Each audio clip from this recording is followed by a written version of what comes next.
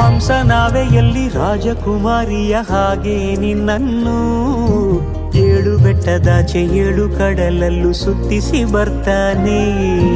ಅಲ್ಲಾವುದ್ದೀನನ ಅದ್ಭುತ ದೀಪದ ಹಾಗೆ ನನ್ನಪ್ಪ ಎಲ್ಲ ಸಂತೋಷ ನೀಡುತ್ತ ನನ್ನನ್ನು ಕಂದ ಅಂತಾನೆ.